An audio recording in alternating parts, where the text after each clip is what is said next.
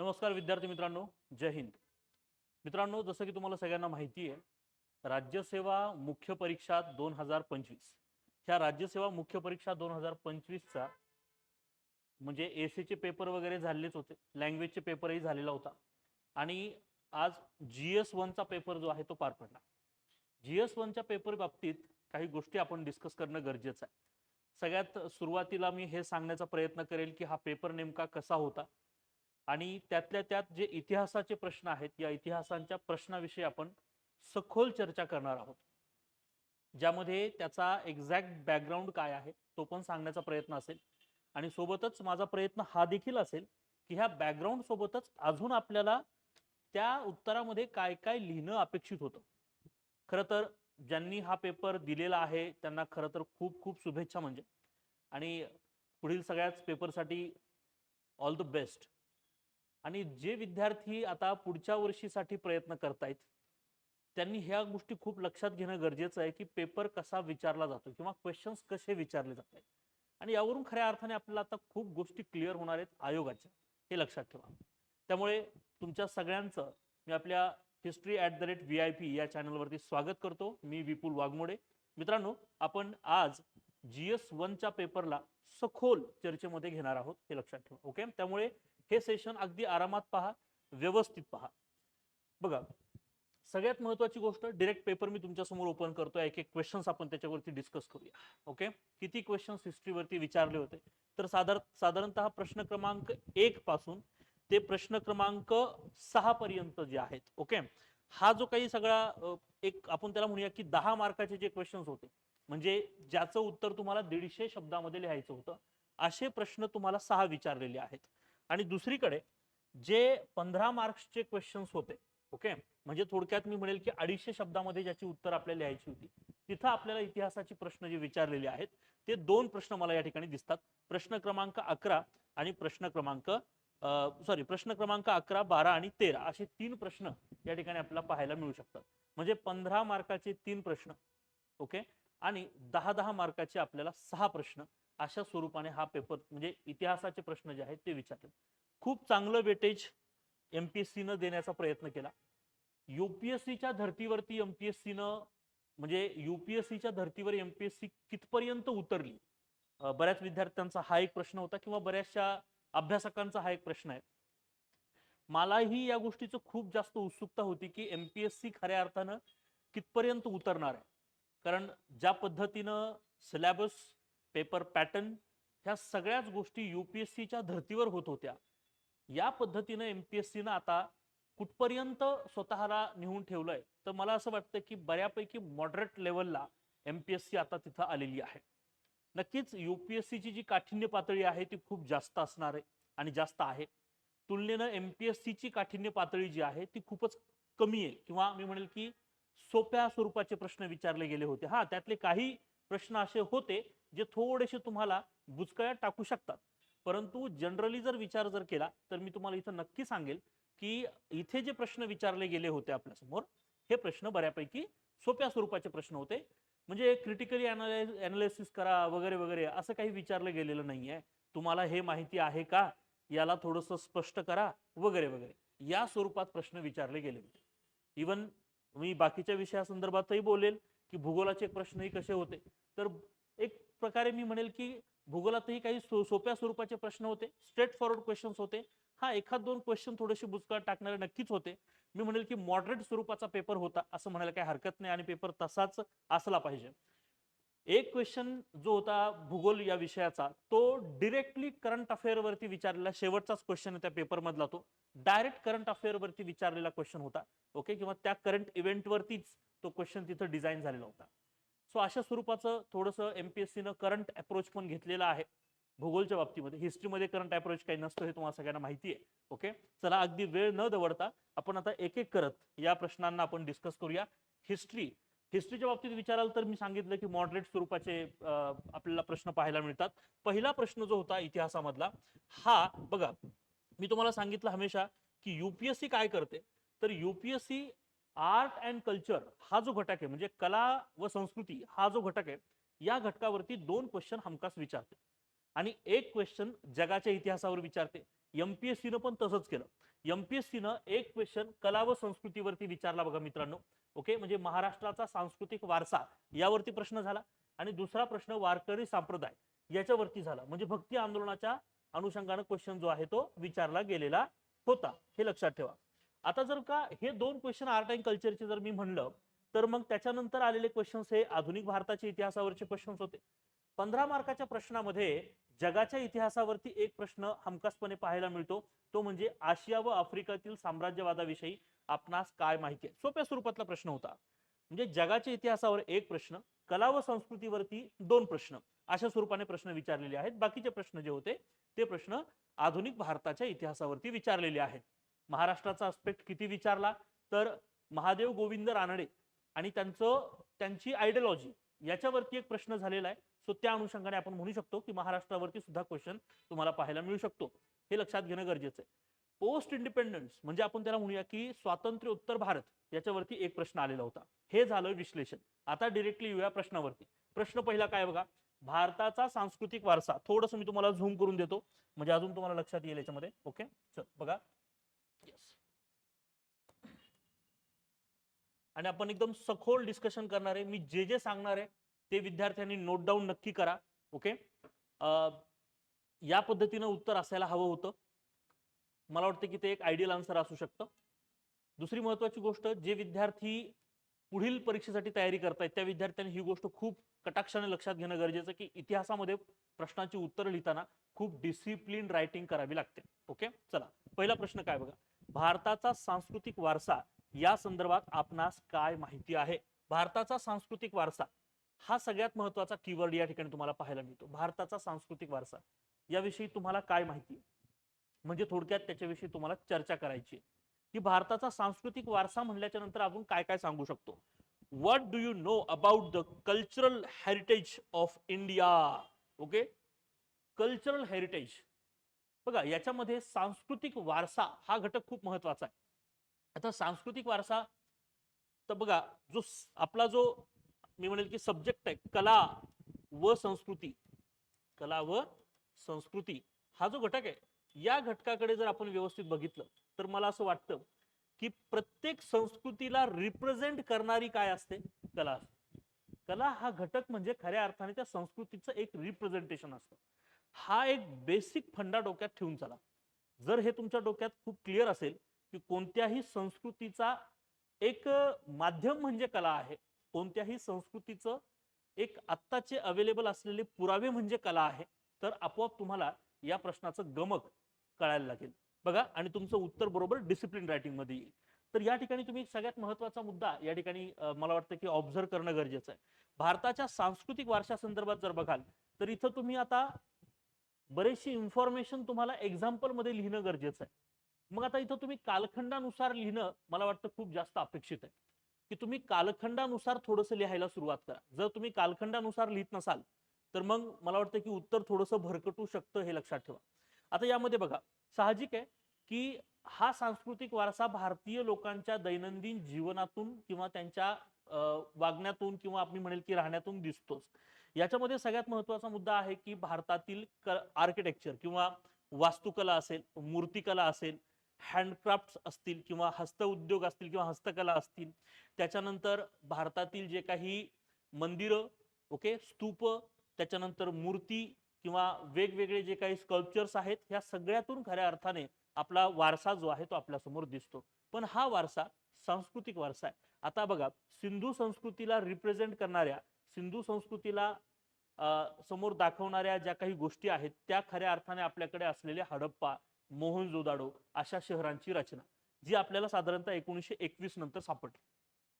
आणि तिथं लोकांचं जीवन, तिथलं टाउन प्लॅनिंग, तिथली नगर रचना जी आज तागायतपर्यंत आपल्या वर्तमान जीवनावरती खूप मोठ्या प्रमाणामध्ये प्रभाव टाकते, हे या ठिकाणी आपण सांगणं अपेक्षित आहे. ओके, याच उत्तरामध्ये तुम्ही अजून काही गोष्टी लक्षात घेणं गरजेचं आहे की यामध्ये भारतातील असलेले सण परंपरा, मी पुन्हा एकदा सांगतो की भारतातील सण परंपरा हे आजही सिंधू संस्कृती आणि वैदिक कालखंडाशी संबंधित आहेत किंवा कनेक्टेड आहेत.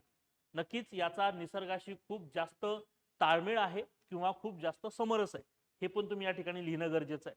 यानंतरचा सगळ्यात महत्वाचा मुद्दा येतो तो म्हणजे कलेच्या बाबतीतला, तर एक लक्षात घ्या की तुम्हाला लक्षात यायला हवं, मी जर तुम्हाला म्हणजे सिंधू संस्कृतीपासून जर सुरुवात केली तर सिंधू संस्कृती, वैदिक संस्कृती, आलं लक्षात, आणि त्याच्यानंतर मी म्हणेल की भगवान बुद्धांचे विचार, महावीर जैन यांचे विचार असतील, बरोबर, तर ह्या विचारांचा वारसा हा सुद्धा आपल्याला या ठिकाणी नमूद करणं गरजेचं आहे. तुम्ही ह्या प्रश्नाला या स्वरूपात तुम्ही या लाईनअप मध्ये घेऊन जाणं गरजेचं होतं या प्रश्नाच्या उत्तराला. यासोबतच अजून तुम्ही लिहू शकता की बघा, त्याच्यानंतर मौर्य आणि मौर्य उत्तर कालखंडामध्ये खऱ्या अर्थाने गौतम बुद्धांनी जे विचार दिले ते विचार वास्तुकला, मूर्तिकला या माध्यमातून आपल्या समोर प्रकट होतात. ओके, आपल्याला सांस्कृतिक वारशाविषयी बोलायचंय, त्याच्यामुळे तुम्ही सांगू शकता की वास्तुकलेमध्ये जरी मी विचार केला इथे की वास्तुकला जी आहे त्या वास्तुकलेमध्ये मौर्य कालखंडामध्ये ज्या पद्धतीनं स्तूप रचना, स्तंभ रचना झाल्या होत्या, या स्तूप रचना आणि स्तंभ रचना त्यावेळेसच्या बौद्ध विचारांचा प्रभाव जो आहे त्या दाखवतात. हे लक्षात ठेवणं गरजेचं आहे. उदाहरणार्थ सांची स्तूप, आता ह्या सांची स्तूपाला युनेस्कोच्या जागतिक वारसा स्थळांमध्ये किंवा जागतिक वारसा यादीमध्ये नमूद केलेलं आहे, हे लक्षात ठेवा बरं का. जर मी चुकीचा नसेल तर मला वाटतं 1989 ला युनेस्कोच्या जागतिक वारसा यादीमध्ये सांची स्तूपाला समाविष्ट करण्यात आलं होतं. तर या पद्धतीनं काही गोष्टी तुम्ही त्या ठिकाणी एक्झाम्पल मध्ये नमूद करायला हरकत नाही. साहजिक आहे की सम्राट अशोकाने जे काही स्तंभ रचना केली होती त्यातला जो अशोक स्तंभ आपण म्हणतो तो भारत सरकारनं आपला राष्ट्रीय प्रतीक म्हणून स्वीकारलेला आहे. आणि त्याच्यामध्ये सुद्धा मी म्हणेल की बौद्ध विचारधारा किंवा काही सिम्बॉलिक रिप्रेझेंटेशन्स जे आहेत किंवा चिन्हांकित जे काही प्रतीक आहेत त्या प्रतीकांचा वापर केलेला आहे, हे लक्षात ठेवा. वेगवेगळ्या कालखंडामध्ये वेगवेगळी सामाजिक परिस्थिती जरी असली तरी सुद्धा मानवी जीवन जगण्याचा जो मार्ग आहे किंवा जे काही मूल्य आणि इथिक्स आहेत हे सर्व आपले सिंधू आणि वैदिक संस्कृतीपासून कनेक्ट होते, हे सुद्धा तुम्ही या उत्तरामध्ये नमूद करणं अपेक्षित होतं. यासोबत आपण काय काय लिहू शकतो, तर मग तुम्ही गुप्त कालखंडामध्ये आल्याच्या नंतर म्हणजे बघा मी म्हणेल की मौर्य कालखंड संपल्यानंतर मौर्य उत्तर कालखंड जो आहे बघा, मौर्य कालखंड एकदा झाला त्यानंतर मौर्य उत्तर कालखंड जो आहे, या मौर्य उत्तर कालखंडाला कसं डिस्कस करायचं. या कालखंडामध्ये बघा तुम्हाला खूप सारे बाहेरचे परकीय आक्रमण दिसतील, जसं की शक असतील, कुशाण असतील, बरोबर, त्यानंतर यवन असतील, ओके, त्यानंतर म्हणजे बॅक्टेरियल ग्रीक्स म्हणूया आपण त्यांना, ओके, असे काही सगळे आक्रमणकर्ते भारतामध्ये जरी आले असले तरी सुद्धा या आक्रमणातून कुठे ना कुठेतरी ग्रीक संस्कृतीचा एक प्रकारे मी म्हणेल की प्रवेश जो आहे तो भारतीय संस्कृतीमध्ये झाला आणि खऱ्या अर्थाने ग्रीक संस्कृती आणि भारतीय संस्कृती याचा एक चांगला समागम या ठिकाणी आपल्याला पाहायला मिळतो. तो आपल्याला मूर्तिकलेच्या माध्यमातून म्हणजे गांधार कला शैली, बरोबर, मथुरा कला शैली आणि अमरावती कला शैली या ठिकाणी आपल्याला चांगल्या पद्धतीने पाहायला मिळू शकतो. सुरुवातीला याच्यावरती बौद्ध विचारांचा प्रभाव आणि नंतर हिंदू विचारांचा प्रभाव याच्यावरती यायला सुरुवात झाली होती, हे देखील आपल्याला सांगता येऊ शकतं. यासोबत ज्यावेळेस आपण गुप्त कालखंडाविषयी लिहूया, म्हणजे बघा ह्या प्रश्नाच्या उत्तराला तुम्ही लिहित असताना किती छान पद्धतीने लिहू शकता. तर गुप्त कालखंडाकडे ज्यावेळेस तुम्ही लिहाल म्हणजे पहिला पॉईंट तुम्ही सिंधू आणि वैदिक संस्कृतीतील वारसा लिहू शकता आणि पुढे मग तोच वारसा पुढे मौर्य कालखंड, उत्तर मौर्य कालखंडामध्ये कशा पद्धतीनं वेगवेगळ्या पद्धतीनं दिसून येतो हे लिहू शकता. गुप्त कालखंडामध्ये मंदिर वास्तुकलेची रचना सुरू झाल्या.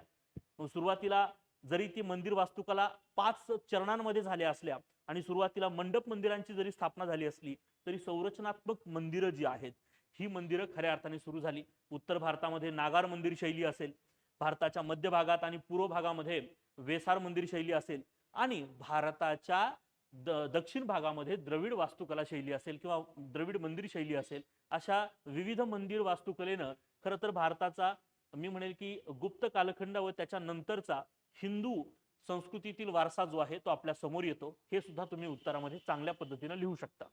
ह्या सगळ्या गोष्टी या ठिकाणी तुम्हाला नमूद कराव्या लागणार आहेत. त्याच्यामध्ये तुम्ही एक्झाम्पल देऊ शकता, जसं की नागार वास्तुकला जी आहे किंवा नागार मंदिर शैली जी आहे, या नागार मंदिर शैलीमध्ये विविध मी म्हणेल की वंशांनी वेगवेगळ्या उपशैली या ठिकाणी विकसित केल्या होत्या. जसं की मी तुम्हाला सांगेल की ओडिसा शैली असेल, इथे लक्षात ना, त्याच्यानंतर सोलंकी शैली असेल, खजुराहो शैली असेल, अशा काही शैली होत्या. त्यानंतर वेसार मंदिर शैलीमध्ये चालुक्यांच्या शैली असतील, येते लक्षात, त्यासोबत होयसळ शैली असेल, राष्ट्रकूटांच्या शैली असतील, द्रविड वास्तुकलेमध्ये पल्लव असतील, चोल असतील, पांड्य आहेत, विजयनगर साम्राज्यातील आहेत, जसं की हम्पी या ठिकाणचं विठ्ठल स्वामी मंदिर, हे सुद्धा तुम्ही या उदाहरणामध्ये द्यायला हरकत नाहीये. सो हम्पीला सुद्धा युनेस्कोच्या जागतिक वारसा यादीमध्ये स्थान मिळालेलं आहे, त्यामुळे ते उदाहरण सुद्धा तुम्ही या ठिकाणी नक्कीच द्यायला हवं होतं, हे लक्षात ठेवणं गरजेचं आहे. सो हा जो काही प्रभाव आहे बघा भारतीय सांस्कृतिक वारसा, त्याच्यानंतर मग तुम्ही मध्ययुगीन कालखंडाविषयी लिहू शकता, किंवा जनरली प्राचीन आणि प्राचीनच्या एका मोठ्या मुद्द्यामध्ये तुम्ही 1 2 3 4 असे छोटे छोटे मुद्दे करून लिहू शकता. त्यानंतर दुसरा मुद्दा मध्ययुगीन भारताचा सांस्कृतिक वारसा कसा होता, तर मध्ययुगीन भारतामध्ये जसं आपण म्हणूया की इस्लामिक आक्रमण भारतावरती जरी झाली असली तरी सुद्धा या ठिकाणी मी म्हणेल की इंडो इस्लामिक वास्तुकला किंवा इंडो इस्लामिक परंपरा जी आहे ती भारतामध्ये उजागर झाली होती. आणि मग ही इंडो इस्लामिक कला आपल्याला कुठून दिसते, मी सांगेल की कुतुब मिनार असेल, ओके, पासून ते अगदी ताजमहल असेल, म्हणजे दिल्ली सल्तनतच्या वास्तुकला पासून ते मुघल सल्तनतच्या वास्तुकला, चित्रकला शैली असतील, या सगळ्याच शैलींमधून आपल्याला मध्ययुगीन कालखंडातील वारसा समोर येतो, हे सुद्धा आपण या ठिकाणी मेन्शन करणं गरजेचं होतं. त्याच्यानंतर मग आपण आधुनिक गोष्टीवरती येऊ शकतो. आधुनिक वास्तुकलेमध्ये तुम्हाला लक्षात येईल की गॉथिक शैली असेल, न्यू गॉथिक शैली असेल, इंडो सार्शनिक शैली असेल, अशा वेगवेगळ्या वास्तुकला शैली आपल्या समोर पाहायला मिळतात. या वास्तुकला शैली आजही आपले घरांची रचना, आपल्या प्रशासकीय इमारतींच्या रचना, किंवा वेगवेगळ्या ज्या काही ब्रिटिशांनी ज्या रचना करून ठेवल्यात, जसं की छत्रपती शिवाजी महाराज टर्मिनल असेल, या टर्मिनलला सुद्धा याच शैलीमध्ये बनवण्यात आलं होतं. त्यानंतर तुम्ही लक्षात घ्या की व्हिक्टोरिया मेमोरियल असेल, जे कलकत्त्यामध्ये आहे, ते पण तुम्ही एक्झाम्पल द्यायला हरकत नाहीये. अशा खूप साऱ्या गोष्टी तुम्ही वारसामध्ये सांगायला हरकत नाही. ओके, आणि सांगू शकतो की अशा विविध वारशातून, म्हणजे भारतामध्ये भारताच्या प्राचीन इतिहासातून ते मध्ययुगीन आणि आधुनिक इतिहासामध्ये, जरी भारतामध्ये बाहेरील संस्कृतींनी जरी प्रवेश केला असला तरी सुद्धा भारत मात्र स्वतःची मूळ संस्कृती टिकवून आणि सगळ्या इतर संस्कृतींना स्वीकारून एका नवीन आणि आपण म्हणूया की विविधपूर्ण या वारशाने भारत जो आहे तो समृद्ध बनलेला आहे, असा त्याचा उत्तराचा आपण एंड करू शकतो. इतकं छान सोप्या पद्धतीने आपल्याला ते थोडक्यात मांडता येऊ शकतं. हा प्रश्न खूप सोपा प्रश्न होता. फक्त एवढंच होतं की ह्या प्रश्नातून खऱ्या अर्थाने आयोगाला काय पाहायचं होतं, तर खऱ्या अर्थाने आयोगाला हे बघायचं होतं की तुमचा इतिहासाचा आवाका कसा आहे, समजतंय, त्या इतिहासाची टाइमलाईन तुम्हाला माहिती आहे का, याच्यासाठी हा प्रश्न असतो. आणि असा प्रश्न दरवर्षी येणार, गॅरंटी देऊन सांगतो. त्यामुळे हमखास पद्धतीनं आर्ट अँड कल्चरचा एक मोठा क्वेश्चन हमेशा तयार करून ठेवायचा की भारताचा सांस्कृतिक वारसा किंवा भारताच्या कला व संस्कृतीने वर्तमान मानवी जीवनावर कशा पद्धतीनं प्रभाव टाकलेला आहे, याच्यावर सुद्धा प्रश्न भविष्य काळात येऊ शकतो, लक्षात ठेवा. तर त्या हिशोबाने सुद्धा तयारी करणं गरजेचं आहे. दुसऱ्या प्रश्नाकडे येऊया. दुसरा प्रश्न हा भक्ती आंदोलनावरचा प्रश्न असणार होता. ओके, जरा व्यवस्थित प्रश्न बघा सर्वांनी. चल, दुसरा प्रश्न आहे भक्ती आंदोलनावरचा. वारकरी संप्रदायाचे तत्वज्ञान स्पष्ट करा.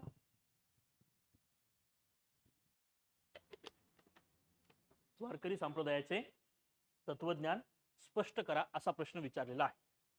तर बघा, वारकरी संप्रदायाचे तत्वज्ञान, explain the philosophy of Warkari sect. Philosophy, तत्वज्ञान, तत्व. आता वारकरी संप्रदायात तुम्ही खूप माहिती लिहिण्यापेक्षा वारकरी संप्रदायानं जे काही दिलं त्याचा आउटकम काय आहे हे या ठिकाणी मांडणं गरजेचं होतं. मला माहिती आहे की बरेच विद्यार्थी या ठिकाणी संत ज्ञानेश्वर माऊली, त्यानंतर संत तुकाराम महाराज, ओके, त्यानंतर संत नामदेवांविषयी लिहून आले असतील, काही महिला संतांविषयी माहिती लिहून आली असतील. इथं माहिती गरजेची नाहीये, त्याच्यातून जो आउटकम आलेला आहे तो आउटकम काय आहे, त्या अनुषंगाने हा प्रश्न विचारलाय मित्रांनो. ओके, येते लक्षात सर्वांना. त्यामुळे हा प्रश्न सर्वांनी व्यवस्थित एकदा बघा, काय विचारलाय, कसा विचारलाय बघा, समजून घ्या.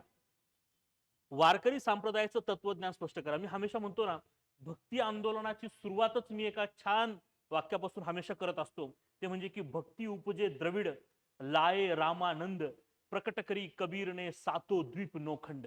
जी भक्ती इसवी सनाच्या 7व्या शतकामध्ये प्रकट झाली ती दक्षिणेकडे, ती संत रामानंदांनी उत्तरेकडे प्रसारित केली. प्रसारित करीत असताना महाराष्ट्र आणि म्हणजे मध्य भारत आणि उत्तर असा प्रवास त्यांनी केला. आणि उत्तरेकडे हीच भक्ती संत कबीरांनी वेगळ्या पद्धतीने प्रदर्शित केली, जिचा प्रसार सातो द्वीप नोखंड असा. तुम्ही लक्षात घ्या की या प्रश्नाचं उत्तर लिहित असताना तुम्हाला हे लक्षात घेणं गरजेचं आहे की दक्षिणेकडची भक्ती म्हणजे नेमकं काय, उत्तरेकडची भक्ती म्हणजे नेमकं काय? तुम्ही लक्षात घ्या की ज्यावेळेस दक्षिण भारतामध्ये भक्ती सुरू झाली होती, भक्तिवाद सुरू झाला होता, त्यावेळेस त्या भक्तिवादामध्ये सगुण भक्तीचा उदय झालेला आहे. दोन प्रकार मी तुम्हाला हमेशा सांगत असतो, सगुण भक्ती आणि निर्गुण भक्ती. सगुण भक्ती आणि निर्गुण भक्ती लक्षात घ्या बरं का. मी तुम्हाला काय सांगतो आणि मी खूप आरामात डिस्कशन करणार आहे, घाई गडबड अजिबात नाहीये, डिटेल डिस्कशन असणार आहे, त्यामुळे व्यवस्थित पद्धतीने बघून घ्या. सगुण भक्ती आणि निर्गुण भक्ती. सगुण भक्ती म्हणजे काय आणि निर्गुण भक्ती म्हणजे काय जरा समजून घ्या.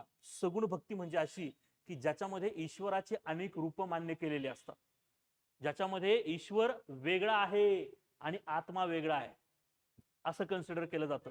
म्हणजे ब्रह्म आणि आत्मा वेगळा आहे. याच्यामध्ये द्वैतावादाचा सिद्धांत येतो. द्वैतावाद बघा, द्वैतावाद म्हणजे काय तर ईश्वर वेगळा आणि आत्मा वेगळा, आपलं रक्षण ईश्वर करतो, अशी संकल्पना द्वैतावादात आहे. परंतु निर्गुण भक्तीमध्ये त्याची पेक्षा वेगळी संकल्पना आहे, ज्याच्यामध्ये अद्वैत संकल्पना येते. अद्वैत संकल्पना, अद्वैत म्हणजे काय तर अद्वैत म्हणजे संकल्पनेच्या बाबतीत जर विचार जर केला तर याच्यामध्ये असं म्हटलं जातं की ईश्वर आणि आत्मा एकच आहे.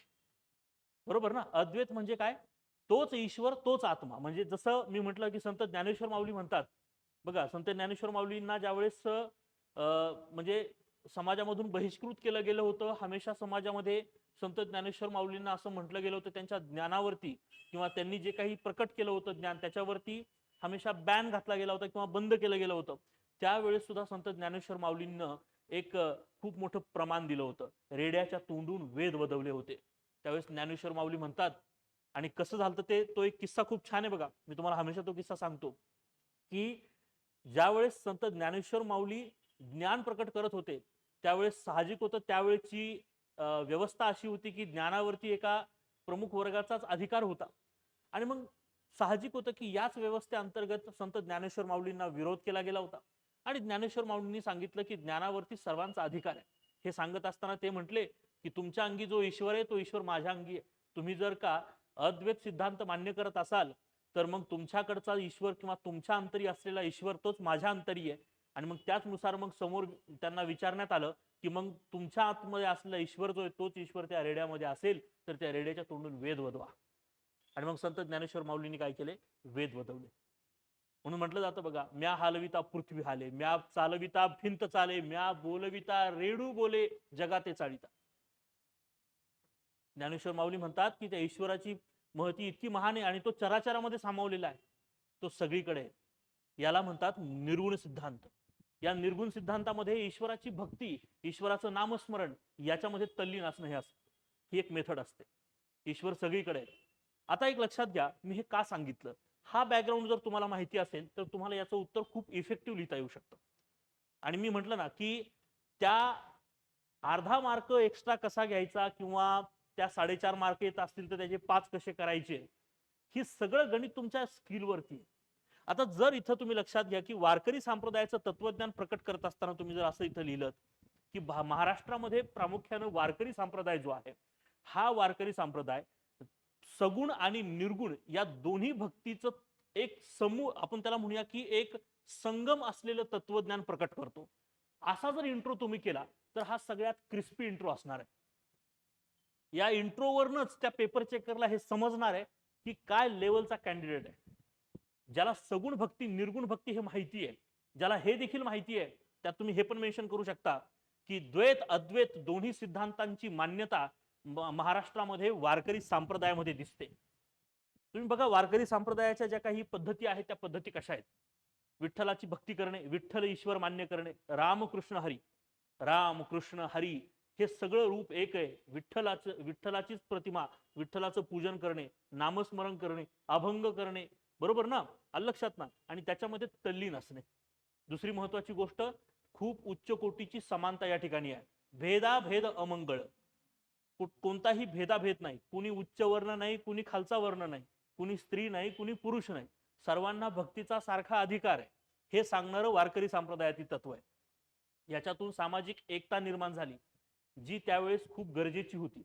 ती सामाजिक एकता निर्माण करत असताना भक्ती आंदोलनामध्ये वारकरी संप्रदायाचं खूप मोठं महत्व आहे. म्हणून मी म्हणेल की वारकरी संप्रदाय म्हणजे सगुण आणि निर्गुण भक्तीचा एक उत्तम संगम असलेला एक तत्वज्ञान आहे, असं म्हणलं तरी काही हरकत नाही.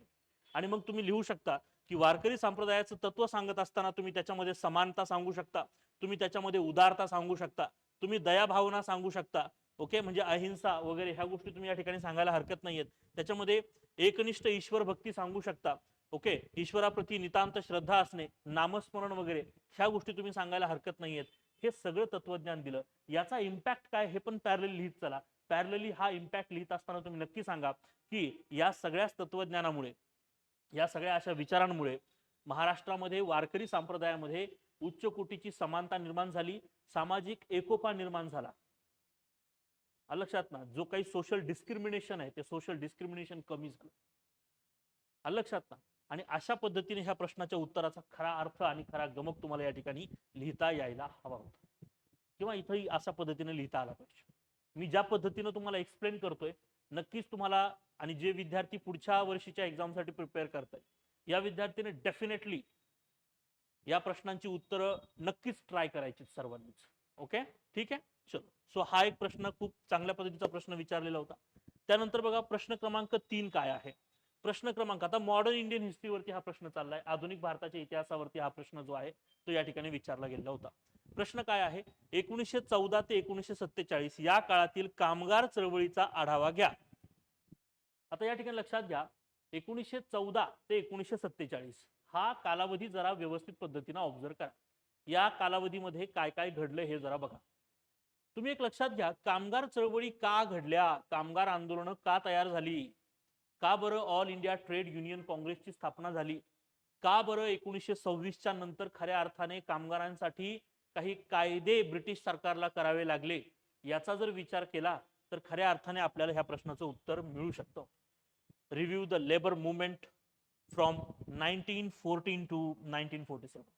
उत्तराच्या सुरुवातीला नक्कीच मेन्शन करा की 1914च्या अगोदरही भारतामध्ये कामगारांच्या हक्कासाठीच्या मागणी वारंवार सुरू होत्या, परंतु 1914 नंतर प्रामुख्याने अशा काही परिस्थितीय घटना घडल्या की ज्याच्यामुळे भारतीय वसाहतीमध्ये खऱ्या अर्थाने कामगार आंदोलनाला एक खूप मोठं बळ मिळालं. कोणकोणत्या या घटना आहेत तर त्या उत्तरामध्ये लिहिताना नक्की लिहा. बघा, सगळ्यात पहिली महत्वाची गोष्ट, 1914 काय घडलं रे आंतरराष्ट्रीय स्तरावरती, जागतिक स्तरावरती काय झालंय. 1914ला जागतिक स्तरावरती दोन गोष्टी घडल्या. काय घडलं बघा, एक, 1914ला प्रथम विश्वयुद्ध सुरू झालं. या प्रथम विश्वयुद्धामध्ये काहीही न करता ब्रिटिश सरकार सहभागी होतं. त्यामुळे प्रथम विश्वयुद्धामध्ये बघा, एकतर युरोपमध्ये झालेली औद्योगिक क्रांती आणि त्या औद्योगिक क्रांतीनं अगदी युरोपाला प्रथम विश्वयुद्धाच्या उंबरठ्यावर नेऊन ठेवलेलं. हा प्रथम विश्वयुद्धाचा जो परिणाम आहे हा भारतीय वसाहतींवर पण दिसायला लागला, किंवा ब्रिटिशांच्या ज्या वसाहती आहेत, मग आशियातील वसाहती असतील, आफ्रिकेतील वसाहती असतील, या सगळ्याच वसाहतींवरती हा प्रभाव जो आहे तो मोठ्या प्रमाणामध्ये जाणवलेला आहे. त्याचा भारतावरती प्रभाव जाणवला आणि त्याच्यामुळे त्या प्रभावामुळेच खरं तर काही गोष्टी बिघडायला सुरुवात झाली. भारतामधील ब्रिटिशांचे उद्योग हे ठप्प पडू लागले. 1914ला 2-3 महत्वाच्या गोष्टी घडल्या. मी तुम्हाला सांगितलं, पहिले तर काय, विश्वयुद्धाची सुरुवात.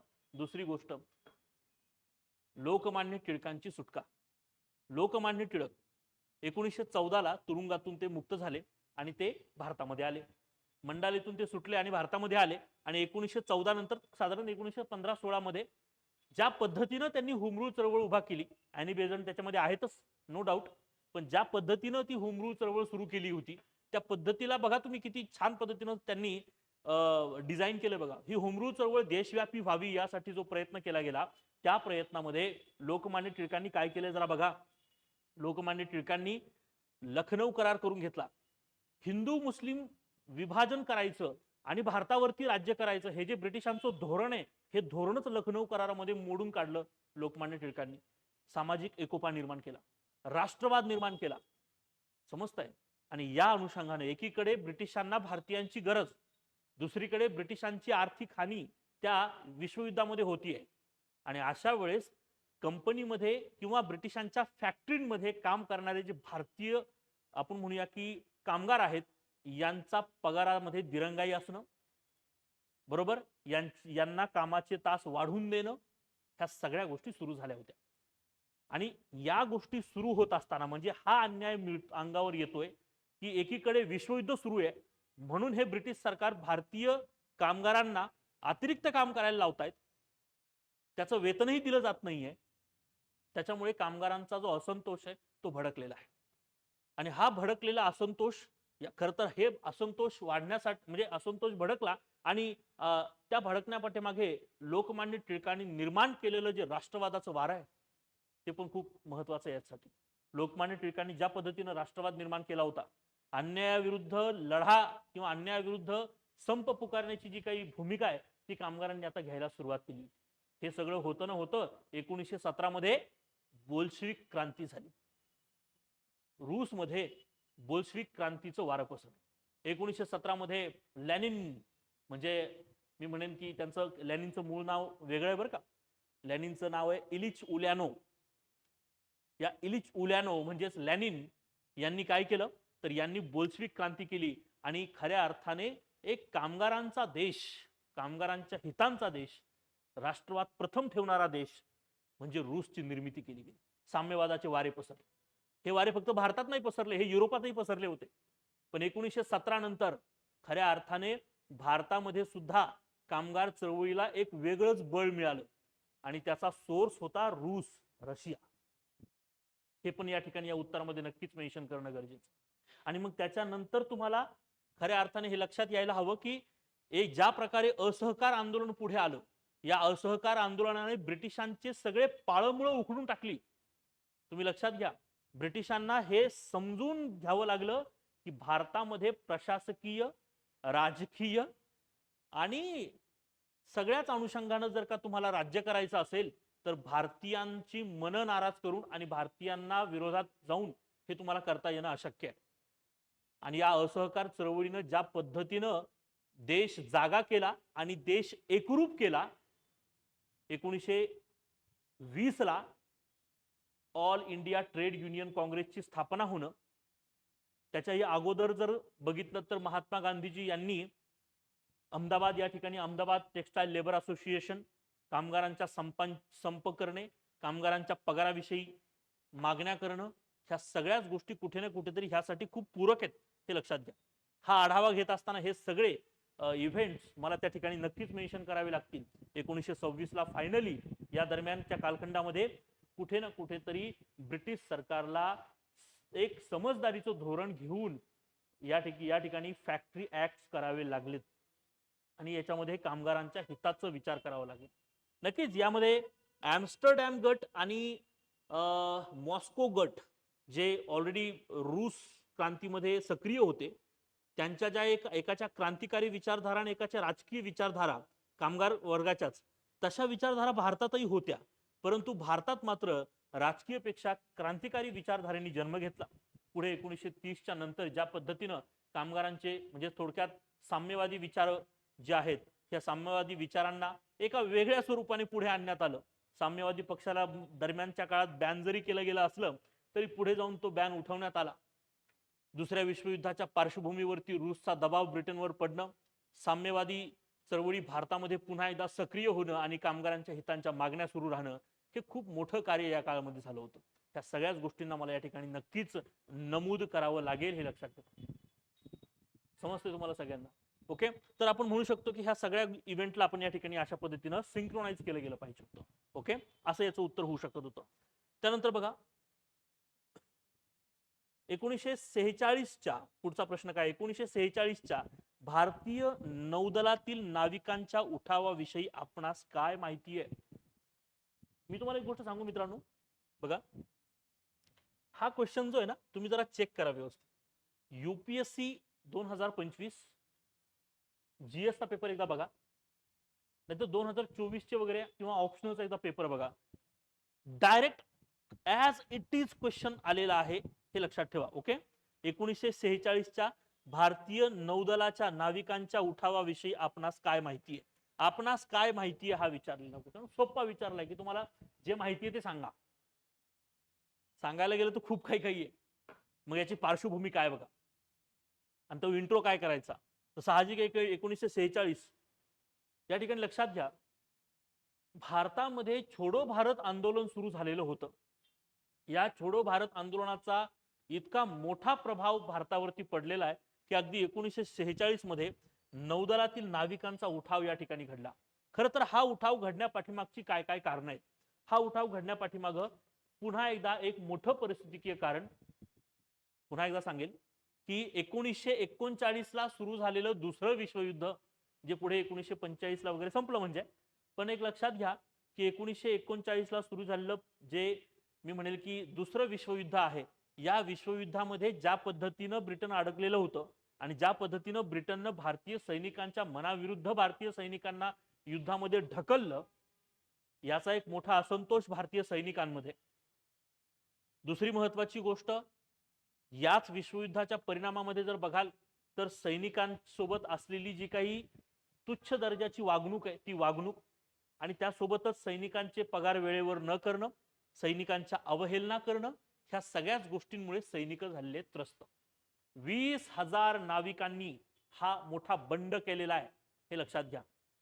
आणि यामध्ये एक महत्वाचा मुद्दा तुम्ही समजून घ्या की एकीकडे हे सगळं असताना छोडो भारत आंदोलनाच्या सुरुवातीलाच गांधीजींचं मुंबईमधलं भाषण जरा आठवा सर्वांनी, त्यामध्ये गांधीजी म्हणले होते की बघा की सैनिकांनी नोकऱ्या सोडू नका, पण भारतीयांवरती गोळ्या चालवू नका. तुम्ही लक्षात घ्या, कुठे ना कुठेतरी भारतीय सैनिकांच्या मनामध्ये ब्रिटिशांविषयी असलेला असंतोष आता इतका वाढला की हिंदू मुस्लिम एकता करून हा नौदलातील उठाव जो आहे तयार झाला होता. हिंदू सैनिक, मुस्लिम सैनिक सगळेच एकत्र आले होते. जागोजागी नौदलातील सैनिकांनी उठाव करायला सुरुवात केली होती आणि ह्या उठावातून हे स्पष्ट झालं होतं की आता खऱ्या अर्थाने ब्रिटिशांच्या विषयीची जी काही आस्था आणि श्रद्धा जी आहे ती आता पूर्णपणे संपलेली आहे. तसं ब्रिटिश सरकारने सुद्धा 1943च्या नंतरच धोरण बनवलेलंच होतं की भारताला स्वातंत्र्य द्यायचं किंवा भारत आता सोडून द्यायचं. म्हशीची शिंग म्हशीला जड होतात, तसं ब्रिटिशांना आता भारत जड झालेला आहे. परंतु ब्रिटिश इतका अनैतिक पद्धतीने वागलेला आहे की ब्रिटिशांनी भारताला लिटरली दारिद्र्य, बेरोजगारी ह्या सगळ्याच खाईमध्ये ढकलून देऊन ब्रिटिश निघून गेलेला आहे. या सगळ्याच गोष्टींमध्ये 1946चा हा जो काही नौदलातील नाविकांचा उठाव आहे, हा इतका प्रखर उठाव आहे की या उठावाच्या दरम्यानच्या कालखंडामध्ये तुम्ही लक्षात घ्या, गांधीजींचे हे जे विचार होते, छोडो भारत आंदोलनाचा चळवळीचा जो प्रभाव आहे, तो प्रभाव इतका मोठा आहे याच्यावरती, हा सुद्धा या ठिकाणी नमूद करणं गरजेचं आहे, हे लक्षात ठेवा. आणि मग 20,000 सैनिक वगैरे जो काही फॅक्ट तुम्हाला मांडायचा आहे तो तुम्ही या ठिकाणी नक्कीच मांडू शकता.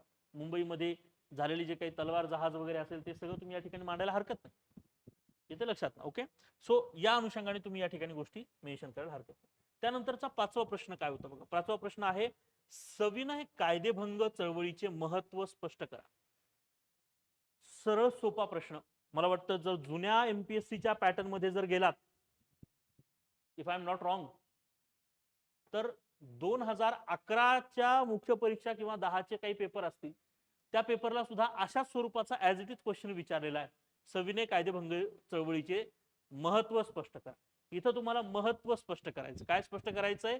इम्पॉर्टन्स, महत्व स्पष्ट करायचंय. लक्षात, explain the importance of civil disobedience movement. आता सविनय कायदेभंग चळवळ, ही चळवळ मुळात का घडली होती हे पहिले समजून घ्या. सविनय कायदेभंग ही चळवळ खऱ्या अर्थाने हे नमूद करून देते की आता ब्रिटिशांच्या विरोधात भारतीय जनमानसांमध्ये असलेला विचार जो आहे तो काय होता. लक्षात घ्या, महात्मा गांधीजींचं असहकार आंदोलन पूर्णपणे मी म्हणेल की जरी ते यशस्वी झालं असलं तरी एका चौरी चौरा सारख्या घटनेमुळे ते आंदोलन बंद पडणं, याच्यामुळे एक प्रकारे आंदोलनाची दिशा आणि दशा थोडीशी भटकल्यासारखी जरी झाली असली तरी सविनय कायदेभंग चळवळीमध्ये मात्र पुन्हा एकदा हे सगळं जे आहे मी म्हणेल की तळागाळातून भारत जो आहे तो एकत्र बांधण्याचं काम या ठिकाणी महात्मा गांधीजींनी केलं. त्यामुळे सविनय कायदेभंग चळवळीचं सगळ्यात मोठं जे काही इम्पॉर्टन्स किंवा सिग्निफिकन्स जे असेल तो हाच आहे की या ठिकाणी भारताला एकसंध बांधायचं आणि तळागाळामध्ये राष्ट्रवाद निर्माण करायचं. ज्या पद्धतीनं प्रथम विश्वयुद्धाच्या नंतर भारतीय वसाहतींची लूट झाली होती, ज्या पद्धतीनं भारतीय वसाहतींना ओरबडायला सुरुवात केली होती, कुठे ना कुठेतरी भारतीय लोकांच्या मनामध्ये ब्रिटिशांविषयीचा असंतोष जो आहे तो जागा झाला होता आणि याचाच कुठे ना कुठेतरी फायदा किंवा याचाच मी म्हणेल की एक रूपांतर जे आहे ते एका सिस्टमॅटिक काही चळवळीतून करणं गरजेचं होतं आणि त्यासाठीची ही सिव्हिल डिसऑबिडन्स किंवा सविनय कायदेभंग चळवळ होती, हे लक्षात ठेवणं गरजेचं आहे. दुसरा अतिशय महत्वाचा मुद्दा, ही जी सविनय कायदेभंग चळवळ आहे, ही सविनय कायदेभंग चळवळ म्हणजे फक्त मिठाचं आंदोलन नाहीये. ब्रिटिशांचे असे ते सर्व मनमानी कायदे, जे मनमानी कायदे ब्रिटिशांनी त्यांच्या आर्थिक हितासाठी भारतीय वसाहतींवरती लादलेले होते, त्या प्रत्येक मनमानी कायद्याचा भारतीय लोकांनी खूप सविनयानं विरोध करायचा. त्याचं ते मूळ मी म्हणेल की मेथोडॉलॉजी जी आहे, ती जी मेथड आहे त्या सविनय कायदेभंग चळवळीची ती आहे. आणि मग ह्या मेथडला जर मी बघेल तर याचा मला कुठे ना कुठेतरी रिलेव्हंट जो आहे तो अमेरिका क्रांतीसाठी किंवा अमेरिका स्वातंत्र्य लढ्यात जो काही सगळं चाललं होतं ते तसंच आहे. अमेरिकेमध्ये सुद्धा फक्त अमेरिकेमध्ये सशस्त्र विरोध झालेले आहेत आणि इथं गांधीजींच्या मार्गाने जर विचार केला तर हे विरोध जे आहे ते सविनय आहेत पण खूप इफेक्टिव्ह पद्धतीने या ठिकाणी केले गेलेले विरोध होते, हे लक्षात ठेवणं गरजेचं आहे. त्याच्यावरती एक मोठा आंतरराष्ट्रीय प्रभाव दिसतो. आंतरराष्ट्रीय प्रभाव असा की कुठे ना कुठेतरी 1930 पासून ते 1934 पर्यंत हे जे आंदोलन सक्रिय झालं होतं, या आंदोलनामध्ये ज्या पद्धतीनं भारतीय लोकांच्या मागण्या होत्या आणि ज्या पद्धतीनं त्या मागण्या ब्रिटिशांनी दडपवलेल्या होत्या, हा सगळा प्रकार जगातील तमाम देशांसमोर आलेला होता. आता तुम्हाला असं वाटेल की हा देशांसमोर आल्याच्या नंतर त्याचा इफेक्ट काय होणार आहे.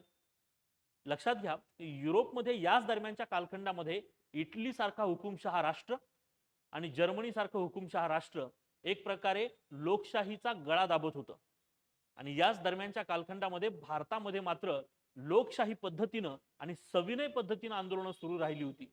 आणि त्याला सुद्धा जर का ब्रिटिश साम्राज्यवाद दडपवत असेल तर ब्रिटिश कदापि लोकशाहीला समर्थन करू शकत नाही, असा विचार ब्रिटिशांच्या विरोधात आंतरराष्ट्रीय स्तरावर नक्कीच उमटला गेला होता, हे लक्षात घ्या. हा पर्स्पेक्टिव्ह बऱ्याच लोकांना सांगता येणार नाही, मी नक्की सांगतो. कारण युरोपमध्ये ब्रिटिश म्हणजे जुनी लोकशाही व्यवस्था असं कन्सिडर केलं गेलेलं आहे. पण पुन्हा एकदा प्रश्न निर्माण होतो की ही कोणती लोकशाही व्यवस्था आहे, की एखादा देश लोकशाही तेव्हा म्हणायचा का की जेव्हा तो दुसऱ्या एका राष्ट्रांवरती राज्य करतायत, पॉलिटिकली राज्य करतायत, मग तुम्ही लोकशाही कसे. आणि जर ते राष्ट्र त्यांच्या हक्कांच्या मागण्या काहीतरी करतंय आणि तुम्ही त्या पूर्णपणे मी म्हणेल की लोकशाही तर सोडा सोडा हुकुमशाही पद्धतीने दाबताय, तर मग तुमच्यामध्ये आणि जर्मनीच्या हिटलरमध्ये आणि इटलीच्या मुसोलिनीमध्ये फरक काय. असा जो विचार आहे ना, हा विचार ब्रिटिशांच्या विरोधात आंतरराष्ट्रीय स्तरावर इतर देशांमध्ये पसरलेला आहे, हे लक्षात ठेवा सर्वांनी. ओके, तर या पद्धतीनं तुम्ही थोडंसं याचं उत्तर जे आहे ते सजवणं गरजेचं होतं. असे काही 5-6 महत्व तुम्हाला याच्यामध्ये जर लिहिता आले असते तर तुमचा आन्सर हे तुमचं असतं. मी हमेशा लक्षात ठेवा, माझी एक मेथोडॉलॉजी उत्तर लिहिण्याची. मला हमेशा मी ह्या मताशी कायमचा ठाम आहे की उत्तर असंच लिहिलं पाहिजे या मताचा मी नाही. ते उत्तर तुमचं पाहिजे. तुम्हाला तो मुद्दा जर समजलेला असेल, त्या मुद्द्यावर तुमचा कमांड असेल, तर तुमचे पर्स्पेक्टिव्ह तिथं उतरले गेले पाहिजे. डेफिनेटली तुम्हाला त्याच्यामध्ये चांगले मार्क मिळतात, मी गॅरंटी देऊन सांगतो. ट्रॅडिशनल वेने उत्तर तर अख्खा इंडिया आणि अख्खा महाराष्ट्र लिहिणार आहे हो, पण तुमच्या उत्तरामध्ये असे कोणते वेगळे मुद्दे पाहायला मिळतात त्या पेपर चेकरला, तो पेपर चेकर तिथं खुश होतो. 1 मार्क सहज असा 1 किंवा अर्धा मार्क सहज मोकळा सोडून देईल तुमच्यासाठी. आणि अर्धा मार्क आणि 1 मार्क पोस्ट मॅटर करतो बरं का. रिझल्ट तर मॅटर करतोच करतो, पण तुमची पोस्ट मॅटर करतो की तुम्ही उपजिल्हा अधिकारी होणार आहेत का तहसीलदार होणार आहेत का गटविकास अधिकारी होणार आहेत. तुमची रँक डिसाइड करतात ते मार्क, हे हमेशा लक्षात ठेवा. ठीक आहे, चलो पुढचा प्रश्न. प्रश्न क्रमांक 6 काय विचारला होता. स्वातंत्र्य उत्तर काळात भाषावार प्रांतरचनेविषयी आपणास काय माहिती आहे. आता लक्षात घ्या, आपणास काय माहिती आहे ही जी आयोगाची भाषा आहे ना, याचा अर्थ थोडक्यात घ्यायचा चर्चा करा. कळालं, चर्चा करा. काय माहिती आहे, मग त्याची पार्श्वभूमी सांगा, कारण सांगा, उदय सांगा, विकास सांगा, ते कशा पद्धतीने ऱ्हास झालं ते सांगा, जे काही त्याच्यात तुम्हाला सांगता येईल ते सांगा, ठीक आहे ना. ओके, पण त्याला एका सिस्टमॅटिक वेने बघितलं पाहिजे. सो स्वातंत्र्योत्तर काळामध्ये भाषावार प्रांतरचना हा कीवर्ड या ठिकाणी मला मिळतो. मग भाषावार प्रांतरचनेमध्ये मला काय काय सांगायचं, तुम्हाला सगळ्यांना माहिती असेल की भारत स्वतंत्र झाला, भारतावरती जोपर्यंत ब्रिटिश सरकारचं राज्य होतं तोपर्यंत भारतामध्ये प्रशासकीय सोयीच्या दृष्टिकोनातून आणि राजकीय सोयीच्या दृष्टिकोनातून त्यांनी भारताचं विभाजन करून ठेवलं होतं. परंतु हे विभाजन फक्त प्रशासकीय आणि फक्त राजकीय सोयीने नव्हतं, त्यांना यामध्ये कुठे ना कुठेतरी भारताला डिवाइड करून ठेवायचं होतं. डिवाइड अँड रूल पॉलिसी करायची होती. ती धार्मिकतेवर असेल आणि नंतर नंतर ती भाषेवर पण होती. आणि म्हणून बघा की असहकार आंदोलन असेल, होम रूल चळवळ असेल, किंवा सविनय कायदेभंग आंदोलन असेल, किंवा त्याच्यानंतरच्या पुढच्या बऱ्याच काही लोकांच्या मागण्या असतील, ह्या सर्व राष्ट्रीय नेत्यांच्या आणि राष्ट्रीय चळवळीतील मागण्यांमध्ये तुम्हाला भाषावार प्रांतरचना करा ही मागणी ब्रिटिश सरकारसमोर प्रत्येक वेळेस ठेवलेली पाहायला मिळेल. त्यामुळे भाषावार प्रांतरचना हा मुद्दा स्वातंत्र्याच्या अगोदर ब्रिटिश सरकारला धोकादायक वाटणारा मुद्दा होता, हे मात्र पहिले डोक्यात फिक्स करून चला पार्श्वभूमीमध्ये जर बघाल तर. आणि मग भाषावार प्रांतरचनेविषयी डिस्कशन करत असताना पुन्हा एक मुद्दा येतो की ही जी भाषावार प्रांतरचना आहे ही कशी बनलेली. लक्षात घ्या, भाषावार प्रांतरचना जी आहे का बरं धोकादायक आहे, कारण जर भाषावार प्रांतरचना केली तर व्यक्ती किंवा समाज जो आहे तो भाषेच्या आधारावर एकसंध होईल, आणि असा एकसंध समाज ब्रिटिश सरकारला धोकादायक वाटू शकतो, साहजिक होतं. परंतु भारत स्वतंत्र झाल्याच्या नंतर भारतामध्ये ज्या पद्धतीनं भाषावार प्रांतरचनेच्या मागण्या सुरू झाल्या, सुरुवातीला धार आयोग असेल, ओके, त्याच्यानंतर मग जेव्हीपी कमिटी असेल, ज्या कमिटीनं भाषावार प्रांतरचनेला नाकारलं, त्याच्यासाठी काही रास्त मुद्दे होते. आणि मग तुम्हाला सर्वांना माहिती आहे की त्याच्यानंतरच्या कालावधीमध्ये मग पोट्टी श्रीरामलू यांनी आंध्र प्रदेश या ठिकाणी, म्हणजे आंध्र प्रदेश म्हणण्यापेक्षा मी म्हणेल की तेलुगू भाषिकांचं आंध्र प्रदेश वेगळं व्हावं यासाठी पोट्टी श्रीरामलू यांनी जे उपोषण केलं, आमरण उपोषण, आणि त्याच्यामध्ये ज्या पद्धतीनं त्यांचं दुर्दैवी निधन झालं, त्याच्यानंतर मात्र आंध्र प्रदेशची निर्मिती करण्यात आली. आणि मग खऱ्या अर्थाने एक कमिशन तयार केलं गेलं जे भाषावार प्रांतरचना करावी की न करावी किंवा करावी तर कशी याच्यासाठीचं ते कमिशन निर्माण झालं, आणि त्या कमिशनच्या काही शिफारशी आणि त्याच्यानुसार भाषावार प्रांतरचना झाल्या. मग पुढे जाऊन तुम्हाला लक्षात येईल की महाराष्ट्र, गुजरात, तिकडे पंजाब, हरियाणा, हिमाचल प्रदेश असे विविध भाषाच्या अनुषंगाने तुम्हाला प्रांत वेगळे झालेले भारतामध्ये पाहायला मिळतील. आता याचा पॉझिटिव्ह पर्स्पेक्टिव्ह ह्या उत्तरामध्ये कसा मांडायचा. भाषावार प्रांतरचना ही भारतीय विकासासाठी नक्कीच फायदेशीर ठरली. त्याचं कारण असं की त्याच्यामुळे प्रशासकीय सहूलियत किंवा प्रशासकीय सोय निर्माण झाली.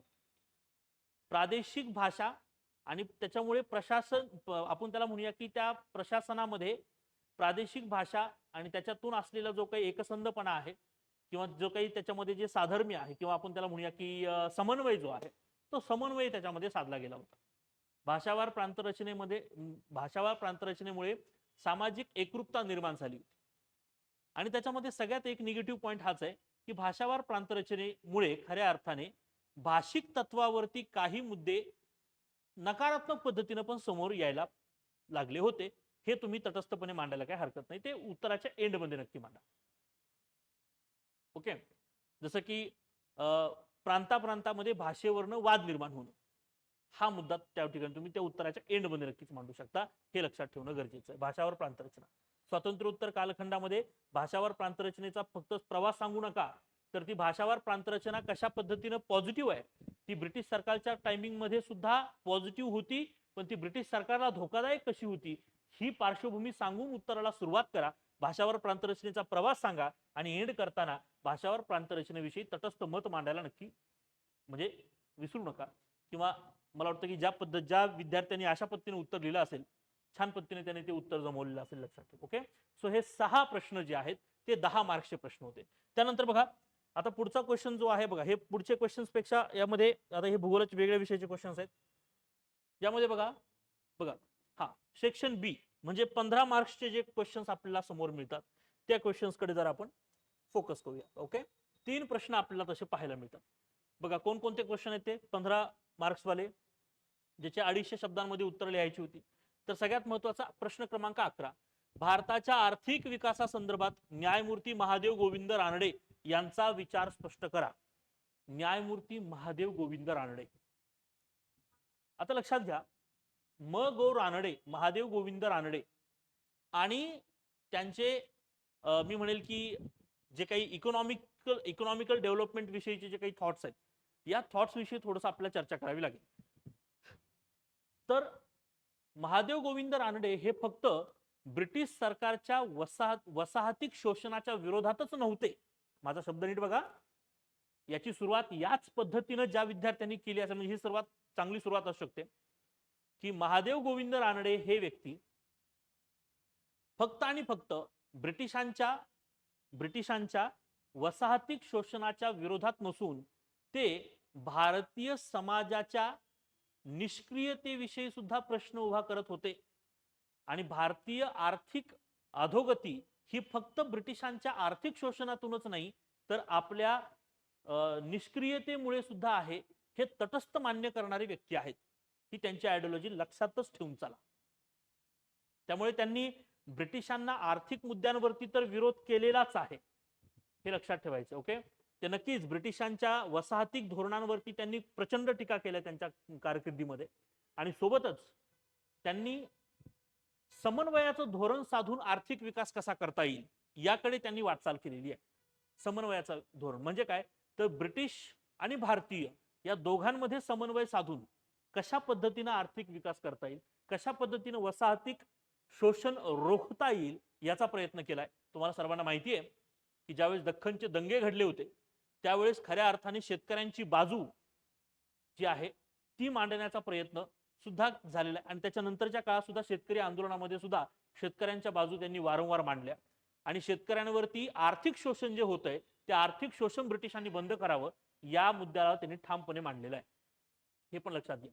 पण हे मांडत असताना त्यांनी समन्वयाचं धोरण साधलेलं होतं, हे मात्र नक्की लक्षात ठेवणं गरजेचं आहे. नक्कीच महादेव गोविंद रानडे यांच्या बाबतीत लिहिताना सुरुवातीला हे नक्की लिहा की युरोपात घडलेल्या औद्योगिक क्रांतीच्या प्रक्रियेतून प्रभावी होऊन भारतामध्ये सुद्धा अशा औद्योगिक क्रांती झाल्या पाहिजेत असे वाटणारे व्यक्ती म्हणजे महादेव गोविंद रानडे. त्यांचं म्हणणं हेच आहे की भारतीयांनी स्वदेशी उद्योगांना सुरू केलं गेलं पाहिजे. भारतीयांनी स्वदेशी उद्योग सुरू करावेत. कुटीर उद्योग, लघु उद्योगाच्या माध्यमातून भारतीयांनी स्वदेशीचा पुरस्कार करा. येते लक्षात ना. खऱ्या अर्थाने वसाहतिक शोषण हे ज्या पद्धतीने त्यांनी सांगितलं, ते सांगत असताना त्यांनी खऱ्या अर्थाने भारतीयांनी सुद्धा उद्योगांमध्ये उतरलं पाहिजे हे सांगण्याचा प्रयत्न महादेव गोविंद रानडे यांनी केला होता, हे लक्षात ठेवा. ओके, त्यामुळे त्यांचा जो दृष्टिकोन होता आर्थिक विकासाकडे, हा व्यापक पद्धतीचा दृष्टिकोन आहे, हे तुम्ही लक्षात ठेवणं आवश्यक. ओके, येते लक्षात. तर अशा पद्धतीने त्यांनी या पद्धतीने तुम्हाला ह्या प्रश्नाचं उत्तर जे आहे ते लिहायला हरकत नाही. ठीक आहे. बघा, जसं की सपोज युरोपमध्ये जी औद्योगिक क्रांती घडली होती, त्या औद्योगिक क्रांतीच्या अनुषंगाने ते म्हणतात की त्यांच्या औद्योगिक क्रांतीसाठी आपल्याकडून हे कच्चा माल उचलत आहे. ओके, आणि ज्या पद्धतीने अमेरिकन क्रांती घडलेली आहे, त्या अमेरिकन क्रांतीच्या धर्तीवरती भारतीयांनी सुद्धा विचार करावा. जोपर्यंत भारतीयांचा आत्मा व्यापारी होत नाही, तोपर्यंत भारतीयांचं आर्थिक शोषण होत राहील, असे विचार मांडणारे महादेव गोविंद रानडे होते, हे हमेशा लक्षात ठेवा.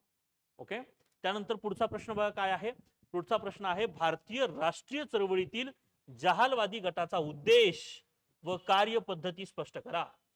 उद्देश व कार्यपद्धती. भारतीय राष्ट्रीय चळवळीतील जहालवादी गटाचा उद्देश व कार्यपद्धती स्पष्ट करायची. तर भारतीय राष्ट्रीय चळवळीतील जहालवादी गटाचा उद्देश. आता जहालवादी गट म्हणजे काय, तर बघा इथं तुम्हाला लक्षात घेणं गरजेचं आहे.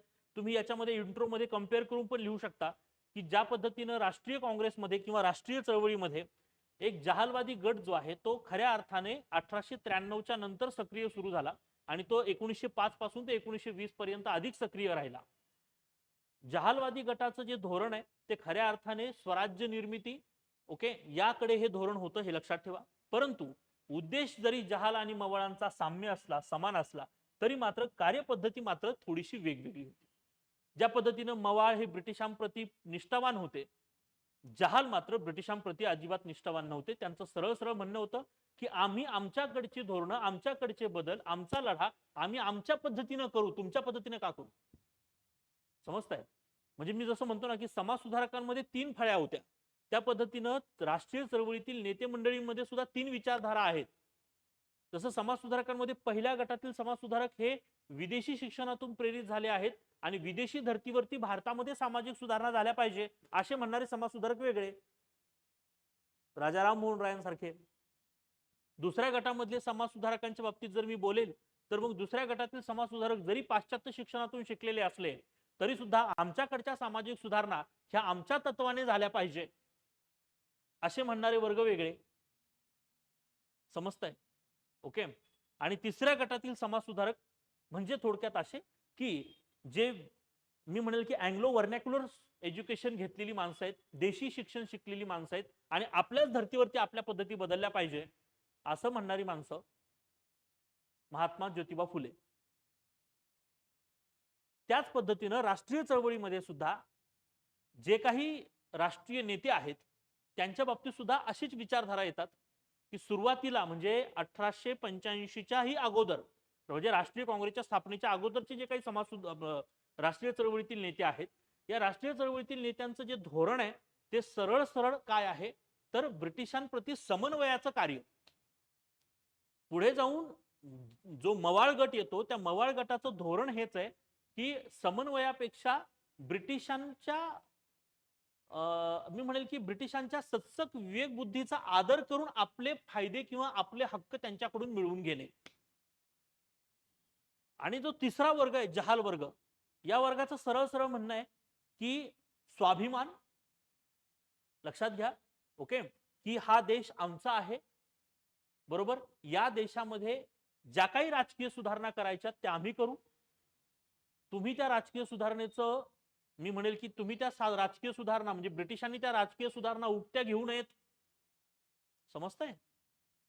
त्यासाठी भारतीय बुद्धिजीवी वर्ग आहेत आणि म्हणून अर्जविनंतीचा जरी मार्ग असला तरी त्याच्यासोबतच चळवळ, आंदोलन, संप हा मार्ग जहालांचा आहे. ही कार्यपद्धती जहालांची. समजतंय. आणि खऱ्या अर्थाने स्वराज्य प्राप्ती यासाठी त्यांनी गोष्टी सुरू केल्या होत्या. मग तुम्ही वेगवेगळे उदाहरणं लिहू शकता. लालबाल पालांचं उदाहरण तुम्ही नक्की लिहायला हरकत नाहीये. स्वदेशी जन आंदोलन, ज्या पद्धतीनं स्वदेशी जन आंदोलन सुरू झालं, ज्या पद्धतीनं राष्ट्रवाद निर्माण झाला, खऱ्या अर्थाने भारतीयांनी एकरूप जर आलं, आपण एक राष्ट्र म्हणून जर एकत्र आलो तर आपण आपल्याला हवे ते हक्क आपल्या पद्धतीनं मिळवू शकतो. या उद्देशानं जी कार्यपद्धती तयार झाली ती जहालांची कार्यपद्धती आहे. जहालांचा उद्देश जो आहे तो स्वराज्य प्राप्तीचा आहे. मवाळांचा उद्देश जो आहे तो डॉमिनंट स्टेट्सचा आहे, वसाहतीच्या अंतर्गत स्वराज्य. समजतंय. म्हणजे थोडक्यात अजून थोडंसं ब्रीफ मध्ये सांगेल. मवाळांना असं वाटतं की स्वराज्य म्हणजे काय, ज्याच्यावर खरी चर्चा मला वाटतं 1906चं कलकत्त्याचं अधिवेशन आणि 1907चं सुरतचं अधिवेशन त्याच्यामध्ये ह्या चर्चा घडलेल्याच होत्या. 1906च्या कलकत्त्याच्या अधिवेशनामध्ये स्वराज्याच्या डेफिनेशन्स खूप वेगवेगळ्या समोर आलेल्या आहेत. हे पण त्या उत्तरात लिहिणं गरजेचं आहे. फॉर एक्झाम्पल 1906च्या राष्ट्रीय काँग्रेसच्या कलकत्त्याच्या अधिवेशनामध्ये स्पष्टपणे लाला लजपत राय म्हणतात की युरोपात अशी कोणत्याही पद्धतीचे वातावरण नाहीये की ब्रिटिश भारतीयांना संपूर्ण स्वराज्य देऊ शकतील. त्यामुळे स्वराज्याचा लढा हा आपल्यालाच करावा लागेल. मग हे स्वराज्य काय? मग लोकमान्य टिळकांच्या मतानुसार किंवा जहालांच्या मतानुसार जर बघितलं तर स्वराज्य म्हणजे काय, तर स्वराज्य म्हणजे संपूर्ण प्रशासकीय नियंत्रण भारतीयाच्या हाती द्या. ते तर ब्रिटिशांना स्वप्नात पण शक्य नाहीये. लक्षात येत आहे. आणि राहिला प्रश्न मवाळांच्या बाबतीतला, तर मवाळांच्या बाबतीत स्वराज्य म्हणजे पुन्हा एकदा नामदार गोखले,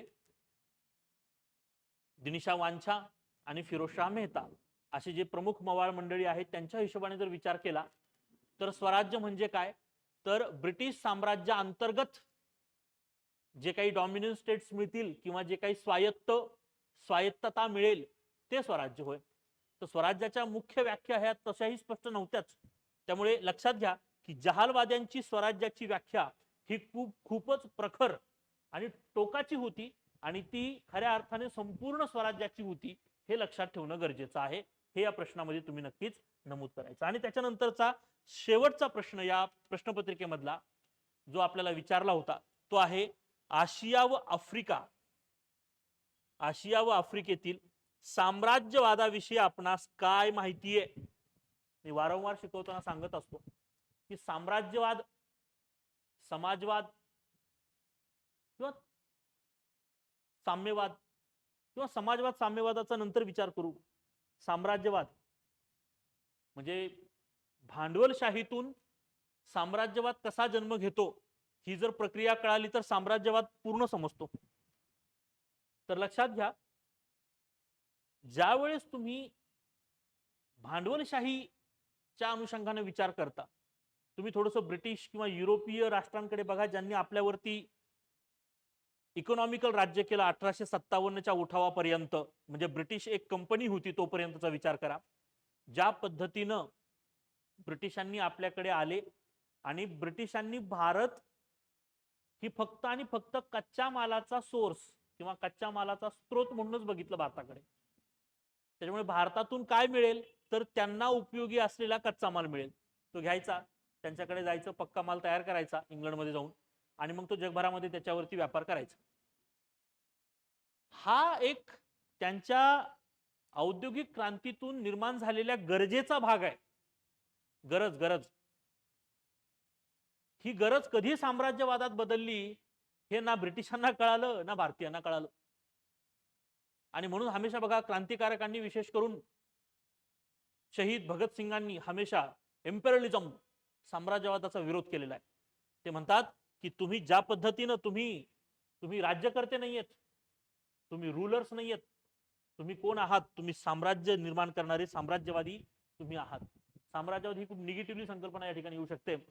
मग तसं जर बघितलं तर साम्राज्यवादी संकल्पना म्हणजे काय तर वसाहतींवरती, म्हणजे एखादं औद्योगिक राष्ट्र, पुन्हा एकदा खूप बारकाईने ऐका बरं का, एखादं औद्योगिक राष्ट्र वसाहतींवरती स्वतःचा आर्थिक वर्चस्व प्रस्थापित करण्यासाठी ते औद्योगिक राष्ट्र स्वतःच्या राजकीय आणि सैनिकी बळाचा वापर करतं, त्यावेळेस त्या प्रक्रियेला साम्राज्यवाद असं म्हणतात.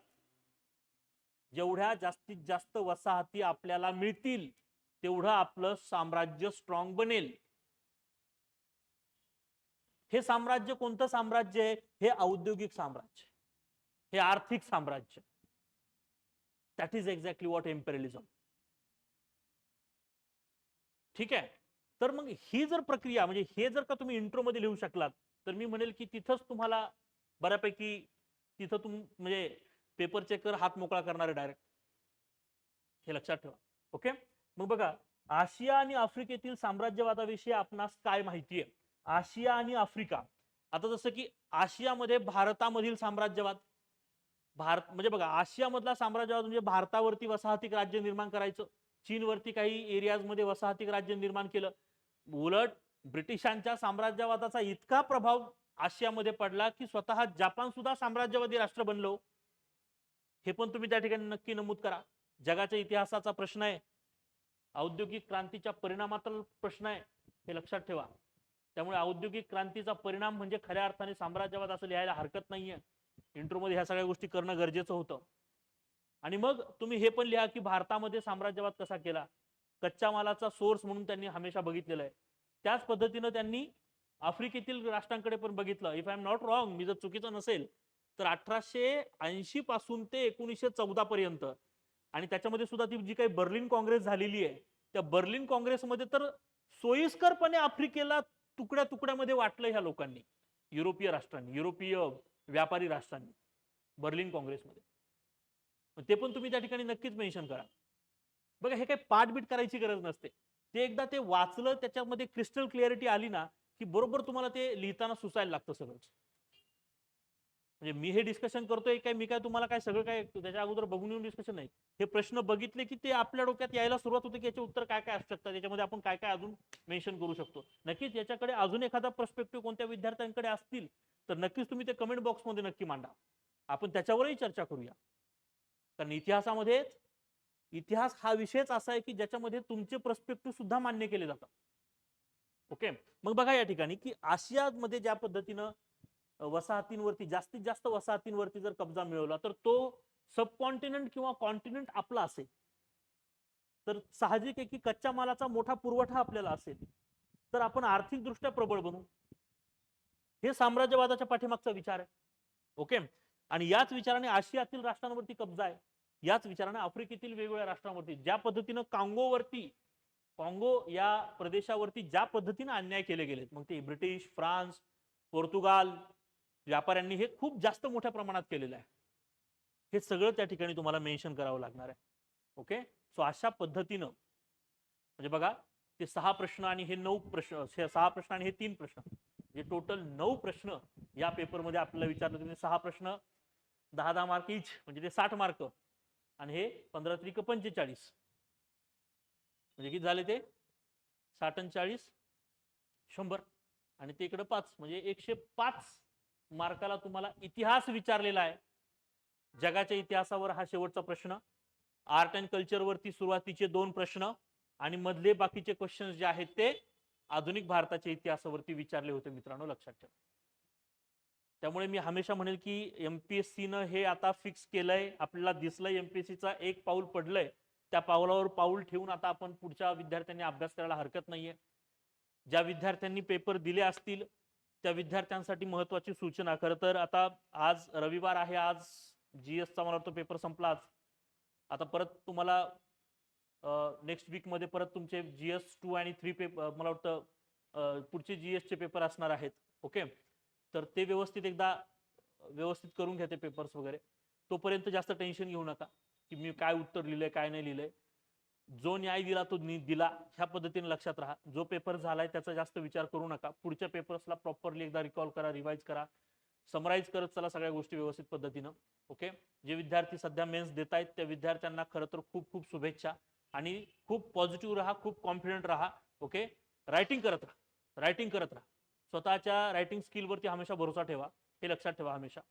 जे विद्यार्थी पुढच्या वर्षीचा अटेम्प्ट करणार आहेत त्या विद्यार्थ्यांसाठी एक खूप महत्वाची गोष्ट मी या ठिकाणी सांगून जातो. तुम्ही बघितलं असेल की कशा पद्धतीने सोपे सोपे प्रश्न येतात बघा. म्हणजे खूप जास्त अवघड स्वरूपाचा प्रश्न नाही, सोपे सोपे स्वरूपाचे प्रश्न आहेत, एका वाक्यात प्रश्न विचारलेले आहेत आणि सरळ सरळ तुम्हाला याच्याबाबत काय माहिती आहे वगैरे असं विचारलं. क्रिटिकली अनालाइज करा. ओके, म्हणजे क्रिटिकली एक्झामाइन करा, परीक्षणात्मक टीकात्मक धोरण तुम्ही तुमचे मांडा वगैरे, असलं काही नाहीये त्याच्यामध्ये. त्याच्यामुळे सरळ सरळ सोपे क्वेश्चन. पुढच्या वर्षी आयोग अशाच स्वरूपाचे क्वेश्चन असणार आहेत. अजून 3-4 वर्ष तर आयोग याच वेनं हळूहळू एक एक पाऊल पुढे टाकू शकतं असा माझा अंदाज आहे. तर मला असं वाटतं की जे विद्यार्थी आता प्रिलिमची तयारी करत आहेत अशा सर्वच विद्यार्थ्यांनी ताकदीनं प्रिलिमची तयारी करा, की एकदा का प्रिलिम निघली की मेन्स इतकी सोपी. ओके, मेन्स खरंच खऱ्या अर्थाने मी म्हणेल की एमसीक्यू पेक्षा डिस्क्रिप्टिव्हची मेन्स मला सोपी वाटते, मला वाटते, माझा विचार आहे. ओके, तर एमसीक्यू पेक्षा हे डिस्क्रिप्टिव्हचं मॅटर जे आहे ते खूप सोपं आहे. तुम्ही खऱ्या अर्थाने फक्त आता प्रिलिम पास करा. ओके, जे विद्यार्थी आता आधीपासून रायटिंगची तयारी करतायत त्या विद्यार्थ्यांनी आता ताकदीनं प्रिलिमच्या तयारीला लागा. शेवटच्या रिव्हिजन्स आहेत, व्यवस्थित प्रकारे रिव्हिजन्स करा, जास्तीत जास्त एमसीक्यू वरती होल्ड ठेवा मित्रांनो. प्रिलिम पास व्हा, त्याच्यानंतर सगळ्या गोष्टी आहेत. ओके, हिस्ट्री ऑप्शनलचा ज्यावेळेस पेपर होईल त्यावेळेस हिस्ट्री ऑप्शनलचे दोन्ही पेपर आपण चांगल्या पद्धतीने डिस्कस करू, हे मी नक्कीच प्रॉमिस देतो. ओके, हे डिस्कशन तुम्हाला कसं वाटलं मला कमेंट बॉक्समध्ये नक्की सांगा. ओके, डिस्कशन आवडलं असेल तर नक्की लाईक करा. हे चॅनल जे आहे history@VIP, हे चॅनल नक्की सगळ्यांनी सबस्क्राईब करा.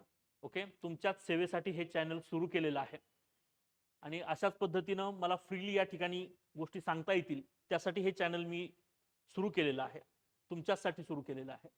तर आपण वेगवेगळ्या मुद्द्यांवरती डिस्कशन करत जाऊच, जे कुठे ना कुठेतरी डिस्क्रिप्टिव्ह पॅटर्नला आपलं हेल्पफुल ठरणार आहे. त्यामुळे सगळ्यांनी चॅनलला सबस्क्राईब करा, जास्तीत जास्त विद्यार्थ्यांपर्यंत हे चॅनलची लिंक जी आहे ती शेअर करा. पॉसिबल असेल तर स्टेटसला ठेवा मित्रांनो, इतकं तर तुम्ही माझ्यासाठी नक्कीच करू शकताय.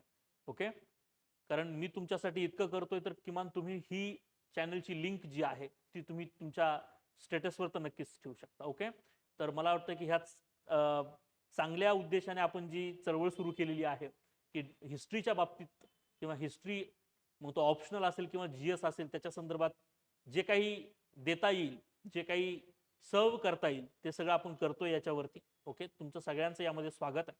ठीक आहे, सो आवडला असेल तर नक्की लाईक करा, सबस्क्राईब करा आणि नक्की शेअर करा. Thank you so much.